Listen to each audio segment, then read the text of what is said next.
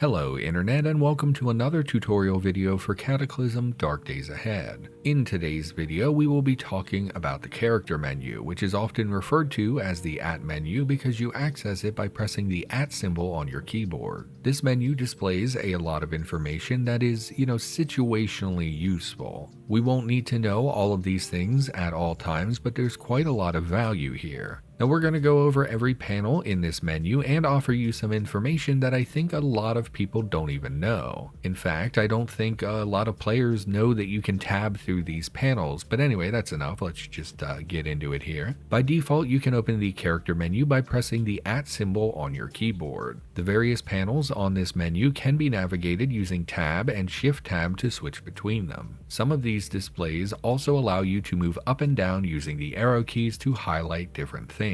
We'll talk about each panel individually here in a moment, but the middle section of the screen will display different information depending on what you have highlighted. When you first open the character menu, you'll be on the, I guess it's just called the Stats tab, and this is going to include your character's attribute scores, your height, your weight, etc., etc. Some of this information is relevant, and this is an easy way to see your attributes if you don't have them enabled in the sidebar. For your attributes, the number on the left represents your current value and the number in parentheses is your general value. For example, if you breathe in toxic gas from a bloated zombie, it will reduce your strength. The number on the left will be color-coded red to show that it's lower than it normally would be, and the number on the right is what your strength will eventually return to when you no longer have effect penalties. You can move up and down in this panel to highlight different things, which will cause the center of the menu to show information for what you have highlighted. For attributes, this will give you an idea of what they do, whereas hovering over like blood type will provide very little information because it really doesn't do much in the game at the moment.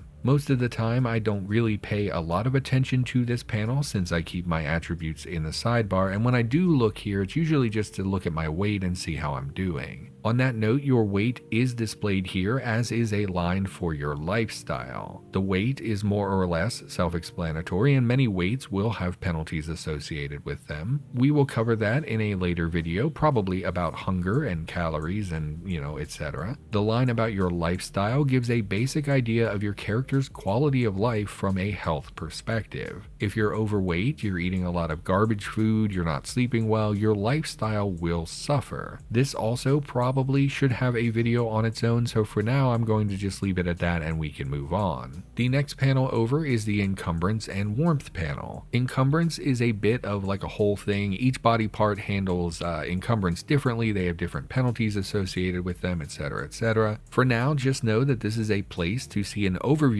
of your various body parts. This is another panel that can be navigated using the up and down arrow keys, and when you hover a body part, it will provide information on what your penalties are. Being aware of your encumbrance, especially on your torso, is very important and you should be mindful of this. It's also a really great place to learn what the penalties are for the different body parts, especially if you're still learning or you're unfamiliar with them. As a new player, I highly recommend you go through every body part in this list at some point and read about the penalties. The different encumbrances can have a major impact on your ability in combat, so I think for a new player it's really important that you learn those things. Most of the information listed for encumbrance is going to be self-explanatory, and you'll understand the implications of them just by reading the middle section of the screen. Your warmth is displayed on the right hand side here in parentheses. Now I'm not really sure what the metric is. I don't think it actually has a unit. Like, this isn't like plus 65 degrees Fahrenheit, right? It doesn't have that kind of unit, but it is used to determine warmth. Just be aware that positive numbers mean you're warm and negative numbers mean you're cooler, and of course they are also color coded. The more extreme the value, the more extreme the temperature. And the number displayed here is not simply just based on your clothing. For example, there was a recent change that adds warmth to body parts if you're very overweight. Similarly, if you're standing next to a raging fire, these numbers will be very high to reflect that you're in a dangerous situation. This number is a product of your clothing, your weight, the world around you, and may even have other effects causing temperature changes. Moving on, the next panel over is a display for your current speed. This will show your base movement speed and things that are positively or negatively affecting that value. For example, if you take the quick trait, you get a flat bonus to movement and it will be shown in this menu.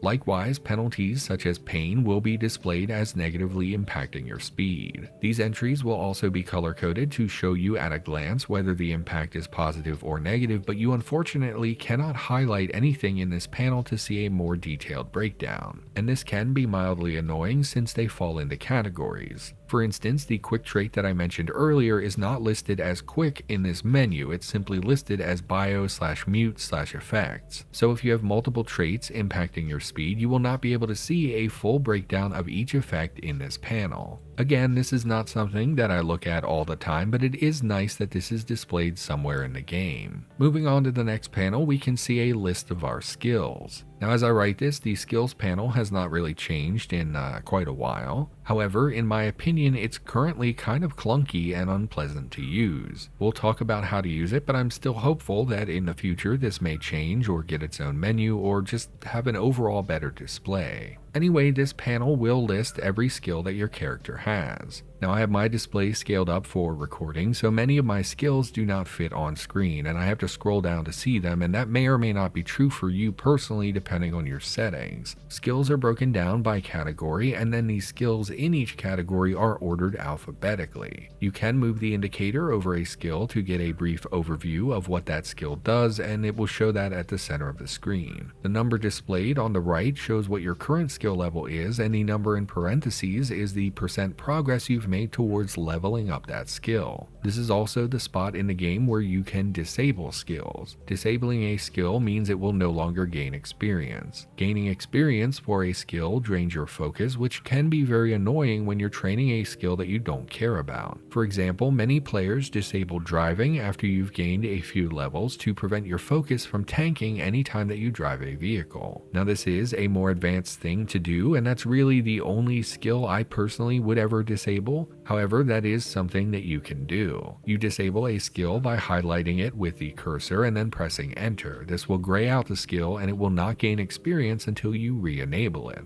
Now the obnoxious part of this menu is theoretical skill versus practical skill. I covered this in a video where I also discussed skill rust, but basically theoretical skill and practical skill are different things. This main display will show your practical skill level and your progress to the next level as I mentioned. To see your theoretical skill level, you actually have to highlight the skill in this list and look at the center of the screen. If your theoretical skill is different from your practical skill, it will be displayed here alongside a % progress towards the next level. If nothing is displayed, then your theoretical and practical skills are currently identical. Now again, I'm hopeful this will get a better display in the future. I dislike having to move my cursor over every skill just to see the theoretical skill level. I personally believe that skills probably should have a menu of their own just because of how many there are and how kind of annoying it is to navigate this section. Moving on though, our next panel is for traits. Now traits in the game can be things that you took at character creation, or they could be mutations that you got while playing the game. They are essentially the same thing, the only difference is when you get them, which affects whether or not you can get rid of them later. Now once again, you can select a trait in this menu to get a description of what it does for your character. These will also be color coded to reflect whether the trait is beneficial or not, but I have noticed that the color coding can be a bit ambiguous at times, so you're better off reading the description. Below this panel is the Bionics section, and it's basically the same as the traits panel with the ability to highlight and get information on the selected bionic.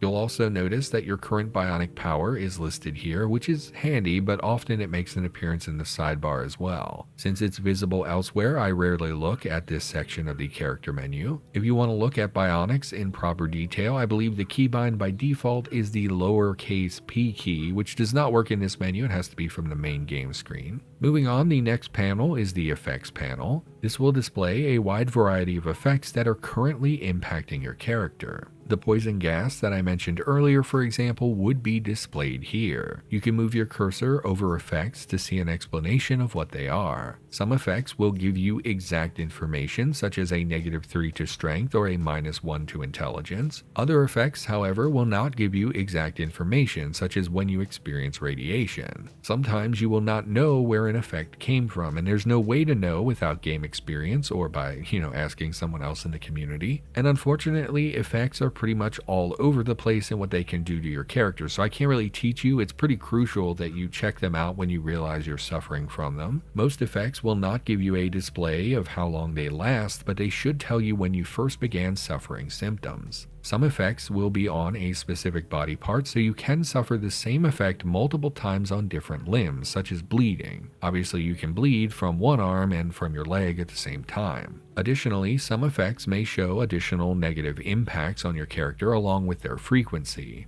For example, if you get badly poisoned, you can see that it will frequently cause pain and it may rarely cause you to take actual HP damage. Now again, effect is a very broad category and you're going to have to learn them as you go. And then finally here we have the Proficiencies panel. We already talked about proficiencies in their own video, but as you accumulate them, they will display here in this section of the character menu. There are quite a lot of proficiencies in the game, and I've noticed that sometimes this section is cut off if you have a lot of them and are also suffering from many effects. It is a tad difficult to accumulate these proficiencies. It's a very slow process, but as you go, the list can get pretty long, especially if you've been playing a character for like a full year in the game. If you press the lowercase p key from this menu, you will then open the Proficiencies window. This will allow you to see all that you currently have, even if they are cut off in the character menu. This window provides a ton of valuable information related to the proficiency that you highlight in the list, and yeah, I would highly recommend that you glance at this every now and then. This is a relatively recent addition coming in the last year or so, and it's definitely a nice little inclusion.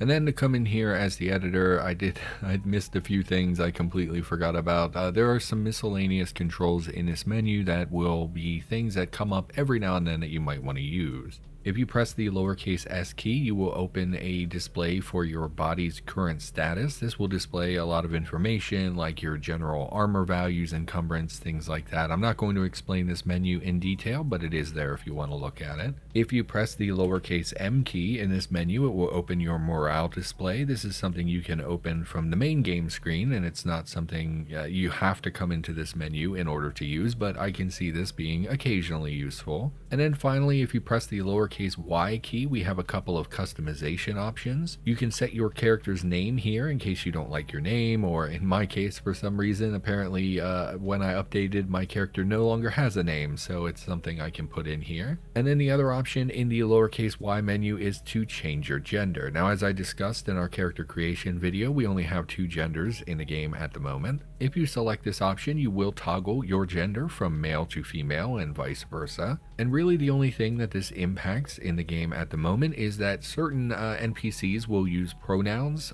based on your gender. And then the other thing that it affects would be your character sprite. So a lot of the tile sets have different sprites based on whether you're male or female. And so that's really it in a nutshell. I know we have had people when this update came, and subsequently since then, we've had people attack that this option is in the game. But really the only thing it changes is your character's sprite. That's like the main thing that it changes, and people, I don't know, they get mad over everything. So yeah. So anyway, that's it for this updated section. So let's get back to the main video.